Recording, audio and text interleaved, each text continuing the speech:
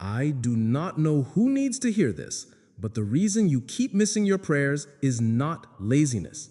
It is disconnection. And disconnection is not a verdict. It is something that can be healed slowly and honestly with understanding. 15 years ago, when I was a teenager, I used to stand on the prayer mat and do everything right on the outside.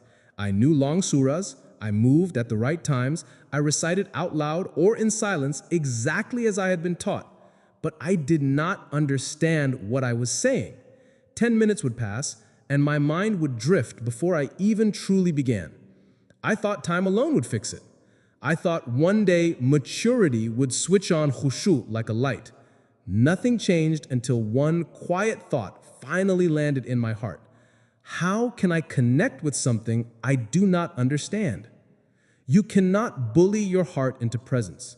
You cannot shame yourself into focus. You cannot grit your way into love. But you can understand your way into connection. That is what turned the key for me. The first time I learned even a handful of words from the Quran, the first time I chose surahs whose meanings I knew, prayer went from a routine I feared to a meeting I wanted. The same words I had said for years suddenly became a conversation. The same movements I had done since childhood became responses. I was not just reciting, I was finally listening and answering. Allah already pointed us to this doorway. This is a blessed book which we have revealed to you so that they may reflect upon its verses and so that those of understanding may take heed. Quran 38:29. Reflect, pause, ponder, let the words land. That is how the tongue and the heart begin to move together. When you know that Alhamdulillahi Rabbil Alameen means praise be to Allah, Lord of the worlds, the first ayah of Al-Fatiha no longer sounds like a line. It feels like a truth. When you know that Allahu Akbar means Allah is greater, every takbir becomes a return to proportion. When you hear and understand Sami Allahu liman hamida, you remember that Allah hears the one who praises Him. And suddenly your hamd is not empty sound. It is a call and an answer in one breath.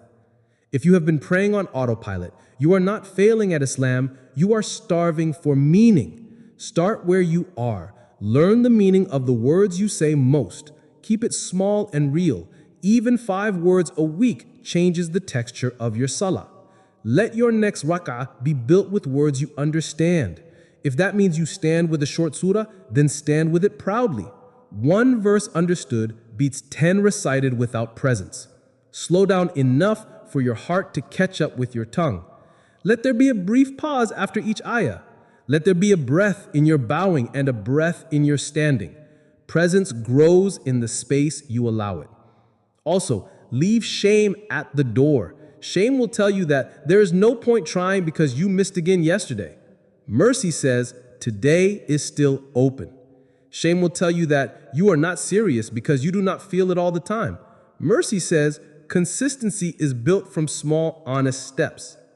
Shame squeezes the heart until it goes numb. Mercy loosens it until it can feel again. Allah does not need your perfection. He welcomes your return. This is why I put together a simple quiz to help you see where you are in understanding the Quran. It is not a test you can fail. It is a mirror and a map. It shows you your starting point and your next small step. Maybe you already know the meanings of the phrases in ruku and sujud. Beautiful. Then your next step might be to learn the meaning of a short surah you recite often, like Al-Ikhlas or Al-Asr. Maybe you are just beginning. Perfect. Then your next step is to learn the meaning of Al-Fatiha line by line, because it is the heart of every prayer. The quiz will point you to that one action that can make your very next salah feel more alive. Imagine this evening. You take the quiz. You discover your next step. You pick one line to understand. Then you stand to pray. When you say Allahu Akbar, you say it knowing what it means, and you let that meaning settle your shoulders. When you recite Al-Fatiha, you pause after each ayah for a heartbeat, not because you are trying to be dramatic, but because you want to hear what you are actually saying. When you bow, you know you are saying, "Glory be to my Lord, the Most Great." When you rise, you know you are saying, "Allah hears the one who praises him." The same motions, the same words, a different heart. Do not wait for a perfect schedule or a new season of life. Do not wait for motivation to visit. Understanding is the spark that creates motivation. Once your heart tastes meaning, it will pull you back to the prayer mat even on the hard days. Not because you suddenly became the most disciplined person you know, but because your soul touched something it doesn't want to live without.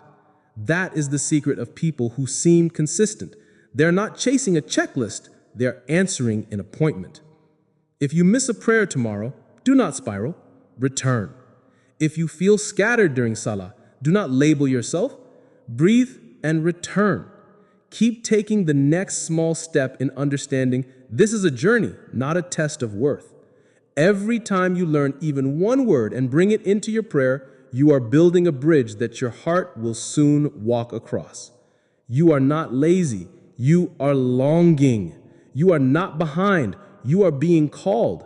Take the call with whatever you have today. Take the quiz, learn one word, pray one rak'ah with presence, then build from there. One day soon, you will look back and realize that the prayers you used to run from have become the place you run to. Not because life got easier, but because you finally understood the conversation.